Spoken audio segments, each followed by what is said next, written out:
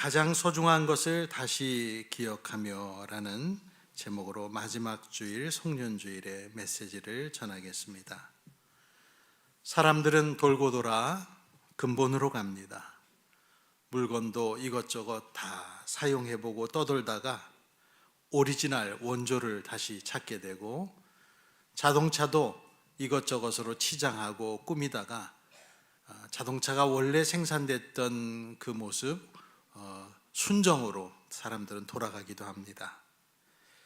이 말 저 말에 매혹되고 탐닉해서 이리저리 사상적인 방황을 하다가도 항상 끝에는 근원적인 선현들의 말로 돌아가기도 합니다. 얼마 전에 TV에 나온 아주 유명한 재활치료, 스포츠 재활치료 전문가가 우리 국민들에게 딱 한 가지 운동만을 하라고 추천한다면 어떤 운동을 하라고 하겠는가 하니까 스쿼트라고 하는 이 하체 운동을 온 국민이 한다면 좋겠다, 그런 얘기를 하면서 근본적인 운동을 이야기한 걸 봤습니다.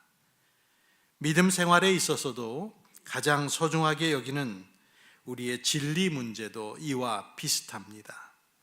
20세기 최고의 신학자로 꼽히는 칼 바르트 박사는 많은 책을 내고 연구를 해서 역사에 빛나는 신학자가 되었는데요.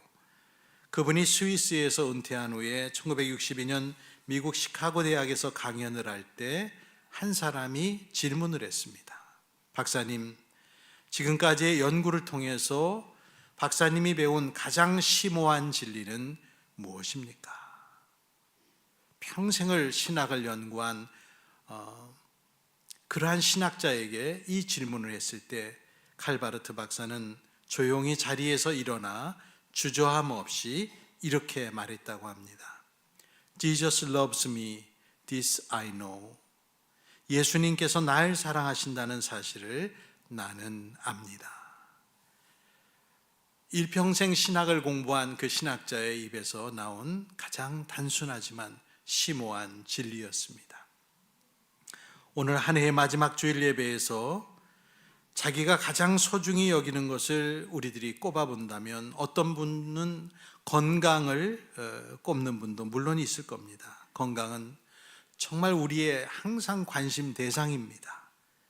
사람은 건강에 이상이 찾아오면은 그때부터는 다른 것들이 전혀 눈에 들어오지 않습니다. 돈도 명예도 다른 이성도 들어오는 게 아니라 그저 내 몸을 다시 건강하게 만드는 것, 그것을 위하여 온 모든 것들을 쏟아부으면서 총력 매진하며 건강한 몸, 평안한 몸을 되찾기 위해 노력할 정도로 건강은 소중하죠. 하지만 건강이 인생을 살아가는 소중한 자산은 될 수 있어도 추구할 최고의 가치는 아닙니다. 좋지 않은 건강 상태와 불편한 몸을 지녔음에도 더 소중한 일들에 매진하며 열매를 남긴 사람들이 많이 있기 때문입니다. 오늘 우리는 두 군데의 성경을 읽었습니다. 이 성경 말씀을 통해서 우리가 잊기 쉬운 두 가지를 다시 기억하고자 합니다. 우리에게 제일 소중한 것 중에 으뜸은 두말할 것도 없이 시간입니다. 시간처럼 소중한 삶의 자원은 존재하지 않습니다. 사도 바울은 시간에 대한 지혜로운 자세를 에베소 교인들에게 오늘 본문 속에 이렇게 말했습니다. 에베소 5장 15절 16절, 그러므로 여러분은 어떻게 살아가야 할지를 살피십시오. 지혜롭지 못한 사람처럼 살지 말고 지혜로운 사람답게 살아야 합니다. 세월을 아끼십시오. 때가 악합니다. 1973년에 만들어진 명화, 유명한 영화 빠삐용이라는 영화를 여러분 아실 겁니다. 정말 명화의 반열에 들어갈 정도로 유명해서 저도 수십 년간 아마 십수 번은 아마 이 영화를 본 것 같습니다. 영화 속에서 절의 고도의 독방에 갇힌 빠삐용은 자신의 억울함을 하소연합니다. 그러던 어느 날 꿈을 꾸는데 살인죄 누명을 쓴 빠삐용이 사막 한가운데로 걸어오고 그는 나는 살인을 하지 않았어요. 나는 결백합니다. 라고 무죄를 주장합니다. 그러자 재판관은 그건 맞지만 너에게는 분명 죄가 있다. 네 죄는 인간이 저지를 수 있는 최악의 죄다. 그것은 인생을 낭비한 죄다. 라고 그에게 꿈에서 유죄를 선고합니다. 정신이 번쩍 든 빠삐용은 꿈을 깬 후 새 삶을 살기 위해 불가능해 보이는 탈옥을 꿈꾸며 이후에 망망대해로 뛰어내리는 장면이 영화에서 나옵니다. 사랑하는 성도 여러분, 여러분 각자에게 주어진 시간은 세상 어떤 것보다 소중합니다. 세월을 아끼라라고 하는 성경의 말씀은 기회를 잘 이용하라라는 말과 뜻이 같아서 요즘 번역들에는 기회를 잘 이용하십시오라고도 번역을 합니다. 시간은 누가 뭐라고 해도 돈보다, 황금보다, 어떤 것보다 소중합니다. 우리 인생은 단 한 번밖에는 기회가 주어지지 않습니다. 그 소중한 시간을 무엇을 위해 사용해야 하는지, 그리고 그 시간이 무엇을 만들어내도록 꿈을 꿔야 하는지 각자는 신중하게, 곰곰하게 생각해 봐야 하는 것이죠. 주께서는 오늘 우리에게 에베소 말씀을 통해서 어떻게 살아가야 할지를 살피고 지혜롭지 못한 사람처럼 살지 말고 지혜로운 사람답게 살아라, 그렇게 말씀을 주셨습니다. 최근에 제가 정말 우연히 어떤 분의 글을 읽었는데요. 대전 사람들이라면 모두 익숙한 계족산의 황토길에서 어떤 노년의 신사를 만난 이야기를 그분이 썼습니다. 어느 날 노년의 신사와 함께 계족산 황토길에서 만나 이분이 걷게 되었는데, 그 만난 분은 75세 된 말기암 환자였는데 1년 전에 부인과 사별을 했다고 합니다. 혼자 살고 있는데 자식들은 일남일녀로 모두 서울에 살고 있다는 겁니다. 계족산 황토길에 오기 전에 자식들과 상의하지 않고 아파트 등 모든 재산을 정리하고 여행용 가방에 옷과 생활용품만 가지고 집에서 나왔다고 했습니다.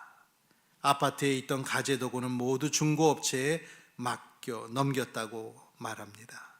이제 남은 것은 인근에 있는 보리밥집에 맡겨놓은 여행용 가방과 통장과 체크카드 뿐이라고 했습니다. 이제 이 계족산에서 내려가면 미리 예약해 놓은 요양원에 입실하면 된다고 그분은 말했답니다. 계족산 부근이 자기 고향이고 그래서 인근 요양원을 택했다고 말했습니다. 그 글을 쓴 분은 이 노년의 신사와 함께 산에서 내려오면서 길손이 되어서 많은 이야기를 나눴다고 합니다. 이 노년의 신사는 예전 젊은 시절에 서울 유명대학교를 졸업하고 행정고시에 합격한 후에 서울시에서 첫 공직 생활을 한 뒤에 총무처와 청와대 등에서 근무를 했다고 합니다. 앞뒤 안 보고 열심히 살아서 차관보까지 승진을 해서 잘 지내다가 퇴직 무렵에 건강이 악화되어 병원 생활을 하게 되었습니다. 부인이 자기 병간호를 몇 년간 하다가 갑자기 쓰러져 먼저 하늘나라로 떠났습니다. 부인이 죽고 나서 혼자 병원 통원 치료와 입원을 몇 년간 반복을 했는데 병원에 입원하면 자식만 왔다 가고 며느리들은 잘 오지 않았다고 합니다. 딸은 가끔 병원에 오면 시어머니가 아파서 병간호가 너무 힘들다고 투덜거렸다고 했습니다. 병원에서 퇴원한 후에 잠시 딸의 집에 들렸는데 손주들이 할아버지에게서 냄새가 난다고 잘 오지 않았습니다.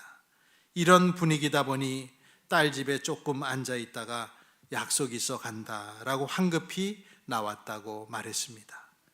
인근에 살고 있는 아들 집에 들려서 초인종을 누르니 아들이 아이고 아버지 연락도 안 하시고 이렇게 불쑥 찾아오시면 어떡해요? 라고 문전박대를 받았습니다.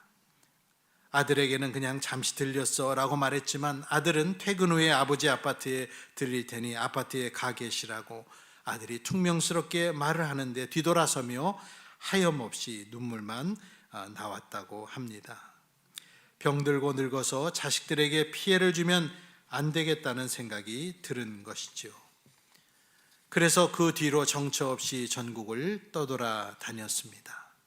여행 경비는 매달 나오는 연금으로 하고 있고 아파트를 팔고 재산을 정리하면 꽤 많은 돈이 되기 때문에 걱정은 없다 생각해서 대학 시절 연애했던 경포대를 찾아가고 속초 같은 데를 찾아다니면서 그는 많은 눈물을 흘렸다고 고백을 했습니다. 여행을 다니는데 배가 너무 아파서 병원에 다시 찾아가니 대장암 말기라고 진단을 받았습니다. 황토길을 걸으면 좋다고 해서 계족산에 왔는데 오랜만에 대화할 수 있는 길손을 만나서 즐겁다고 그분은 이야기했습니다. 글쓴이는 이후에 그분과 함께 몇 번의 만남을 갖고 칼국수도 같이 먹고 식사하고 교제했는데 이후에 건강이 급속도로 악화되었답니다.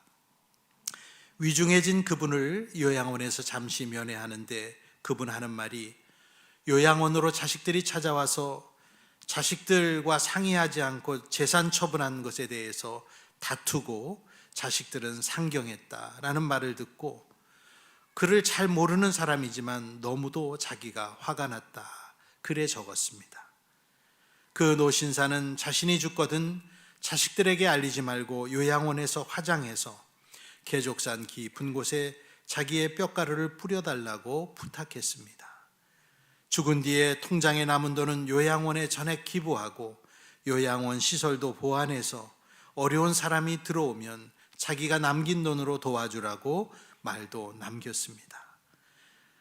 그 말에 글쓴이는 가슴이 멍해지고 뭉클해지더니 자기도 모르게 눈물이 하염없이 흘러내렸다고 글에 적었습니다. 결국 그분은 화장하여 계족산 깊은 곳에 뿌려주었다고 합니다.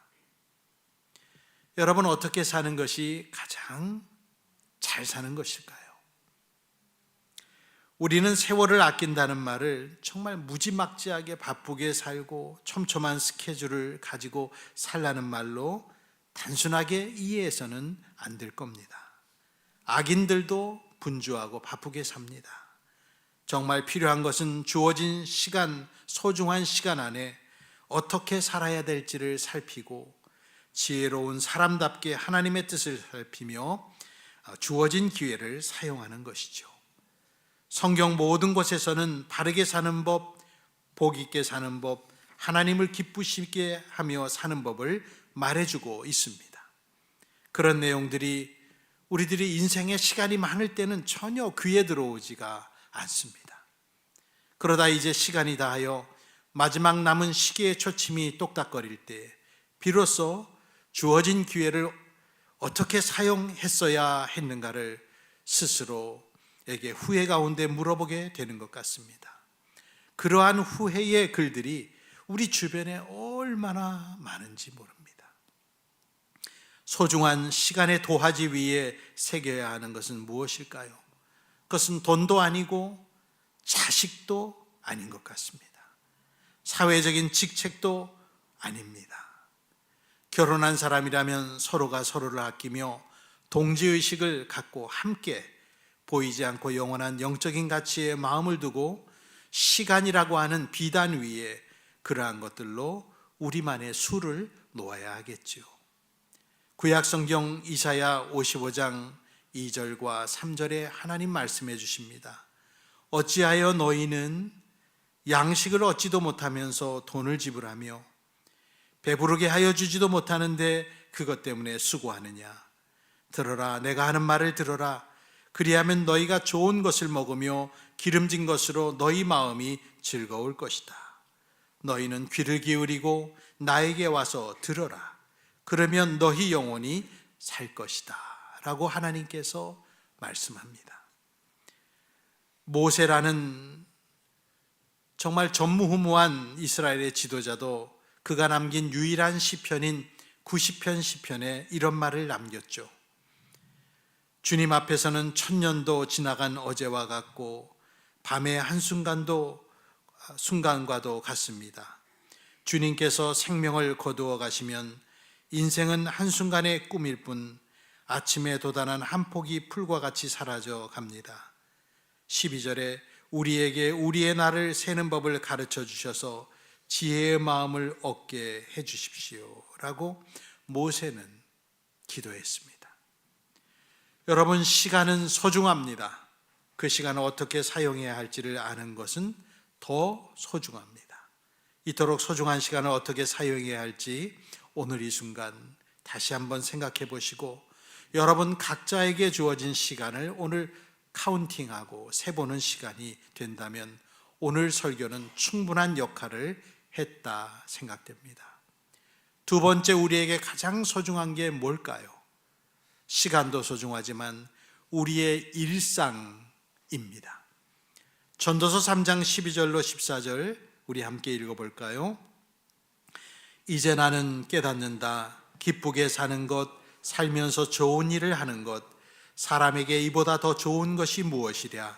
사람이 먹을 수 있고 마실 수 있고 하는 일에 만족을 누릴 수 있다면 이것이야말로 하나님이 주신 은총이다. 이제 나는 알았다. 하나님이 하시는 모든 일은 언제나 한결같다.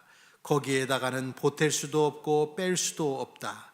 하나님이 이렇게 하시니 사람은 그를 두려워할 수밖에 없다. 아멘. 일상은 평범해 보이지만 가장 소중한 것입니다.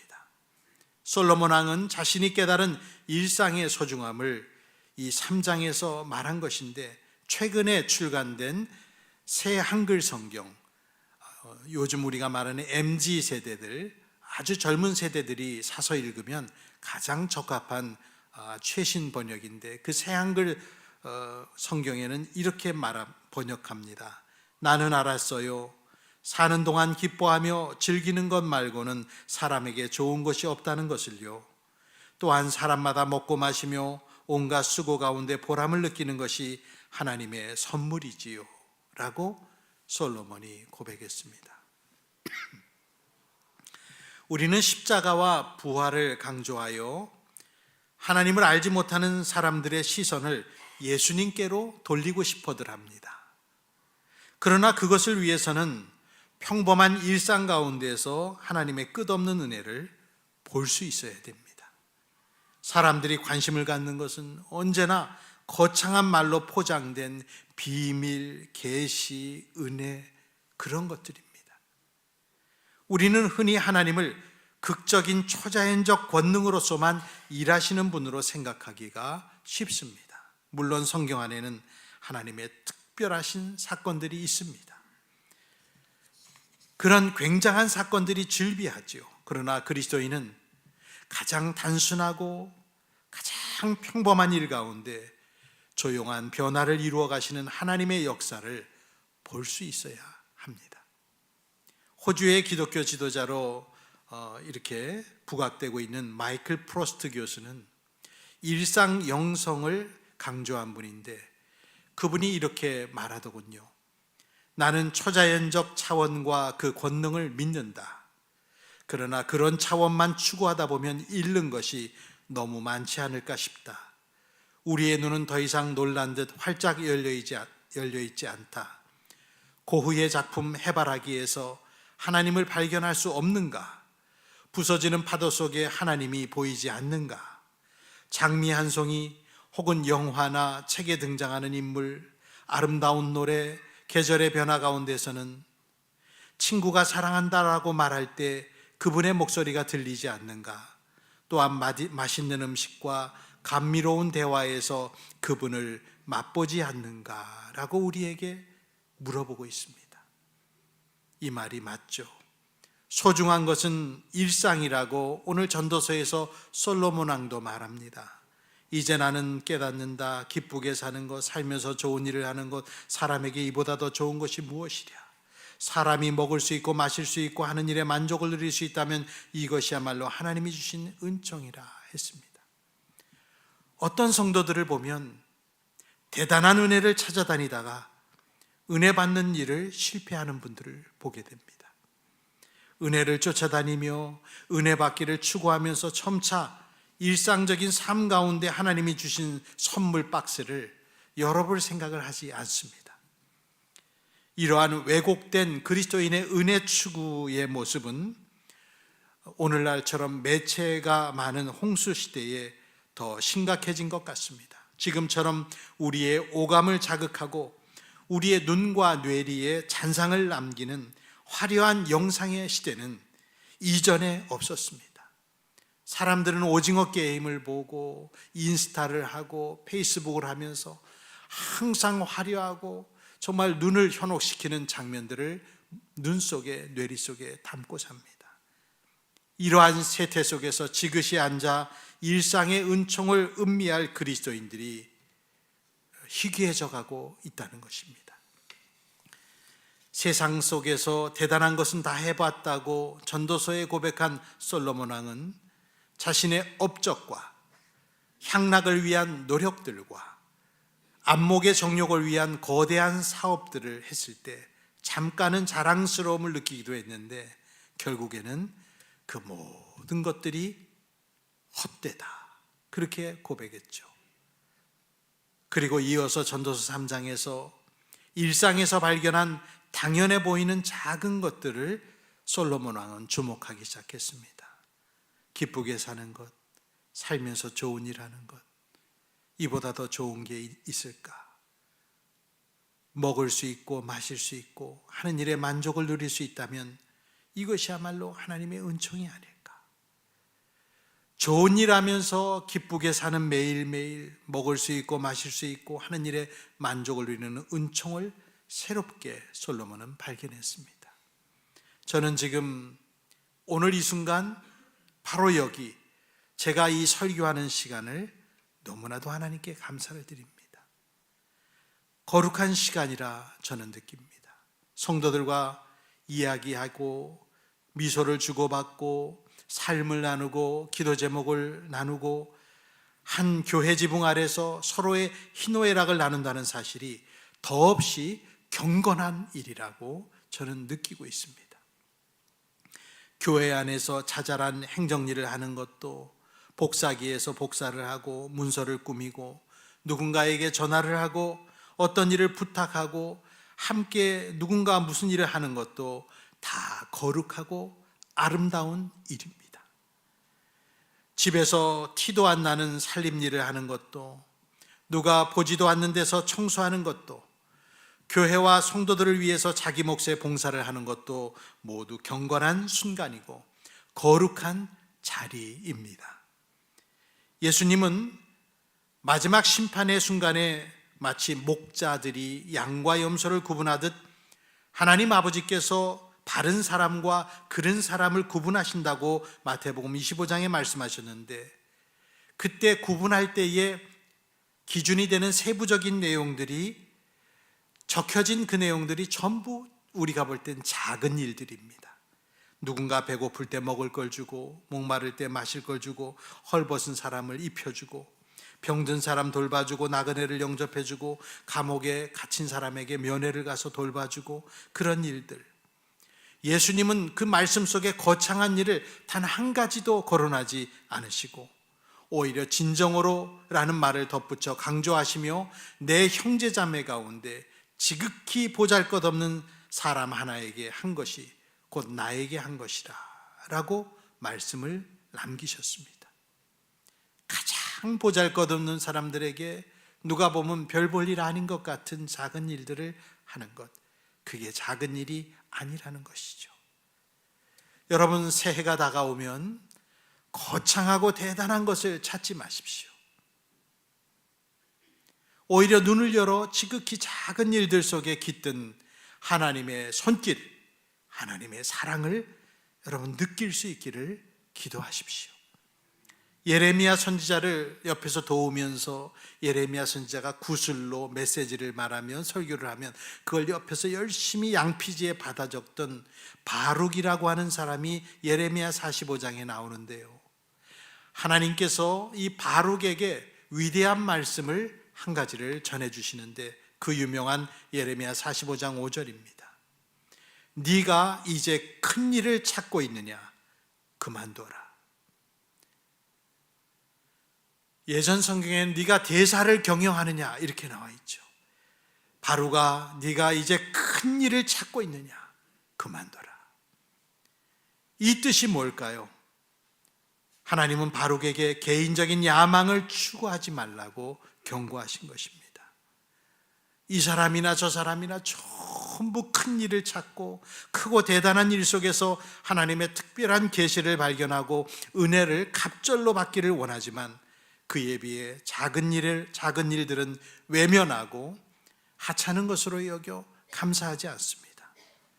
여러분 잊지 마십시오. 가장 평범해 보이는 일이 알고 보면 가장 비범한 일일 수 있고 가장 우습게 여기던 그 일이 가장 대단한 일일 수 있습니다. 여러분 작은 게 아니고 일상이 헛된 시간이 아닙니다. 지금 2024년이 저물어 가고 있습니다. 다음 주에 새롭게 시작하는 주일 52주가 펼쳐질 텐데요. 우리는 잊지 말아야 하고 기억하고 다시 주목할 시간 그리고 일상을 우리의 마음에 아로새겨야 되겠습니다. 이것을 기억하고 여러분들의 삶으로 살아낼 때 내년에는 우리에게 더 새롭고 은혜로운 새해로 신년이 다가올 줄 믿습니다. 오늘 여기 일상에서 그리스도 예수를 만나는 여러분들이 꼭 되십시오. 기도하겠습니다. 은혜롭고 사랑이 풍성하신 주 하나님, 어느덧 2024년 주일이 마지막에 이르러 이렇게 예배하고 설교를 듣게 하신 것을 감사드립니다. 한 해 동안 내려주신 은혜와 사랑을 감사드립니다. 이 순간, 이 시간이 얼마나 빛나고 아름다운 시간인지 선명하게 기억하기를 원합니다. 지금 살아가고 있는 일상이 얼마나 멋지고 아름다운 추억인지도 기억하기를 또 원합니다. 그동안 우리들이 무심하게 흘려버린 시간들과 일상을 회개합니다. 다가오는 새해는 정신을 차려 더 감사하고 더 경배하고 더 찬양하는 시간이 되게 노력하겠습니다. 주님께서 우리의 연약함을 도와주시고 나약한 결심을 굳세게 해 주시옵소서. 그리스도 예수의 이름으로 기도드리옵나이다. 아멘. 우리 함께 감사라는 찬양, 우리 주보 옆면에도 악보가 있습니다. 우리 이 찬양 감사하며 마지막 찬양으로 드립니다.